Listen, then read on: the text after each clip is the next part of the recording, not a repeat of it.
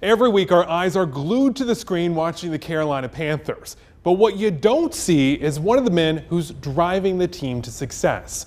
WFY News 2's Luke Liddon takes a look at the Panthers bus. Yeah, Ben, it's time to meet Gary Roseborough, the recently retired Panthers bus driver. And there is no one quite like him. I can promise you that. I love checking my engine and tires and stuff to make sure that I'm in good shape before pulling off.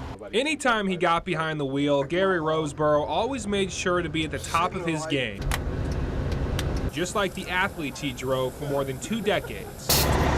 120 pounds of pressure, which is perfect. His fascination with driving started at a young age. When I get to be a big boy, I want to learn how to drive this big bus. Since 1973, Roseborough has driven charter buses, first for Sam Moore's company in Salisbury, and eventually Rose Transportation in Charlotte, this same company that works with the Carolina Panthers. That job landed Gary in the driver's seat for the Panther offense on game days when Carolina first joined the NFL. It was a feeling I never experienced before.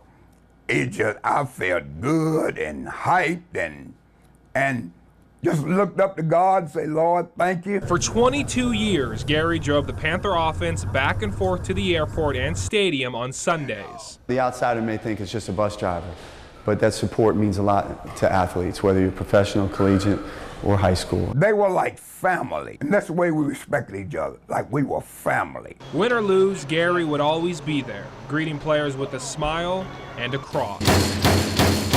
Known as the man of many crosses, he spread his faith to players. And letting them know that the Lord loved the other team as much as he loved you. After Cam Newton's scary car crash back in 2014, Gary was there, cross in hand, the next time QB1 boarded the team bus. When I gave him the cross, he just tapped it beside his body, looked at it, smiled at me, put it in his pocket, and walked up on the bus.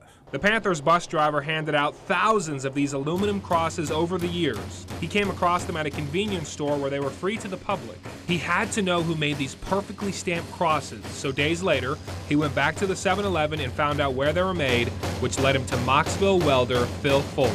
Once he put the connection together, he actually called me one day and told me who he was, and he had probably given away 25 or 30,000 by that point, so we just became really close friends. Gary is more than just handing out crosses. If you get a cross from Gary, you get a testimony, you get a story that will last you the rest of your life. After more than 2 decades of service for the Panthers, Gary may no longer be behind the wheel, but his friendships and faith spread along the way always will be.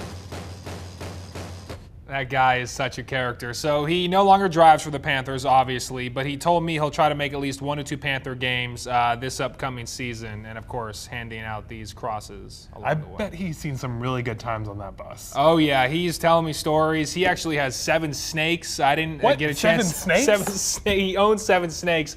Didn't get a chance to fit that in the story, but he said, Cam Newton always jokes with me about my snakes, and he listed off like 7 names. I'm like, wait, you have 7? And they're 20 feet long. Like, wow. There's so much more to that man, but. Well, then I'm sure he can handle those unruly football players if he can do 7 snakes. Yeah, exactly. It was just great to see him in his element, and such a fun story to put together. Absolutely. Good job, Luke. Thanks.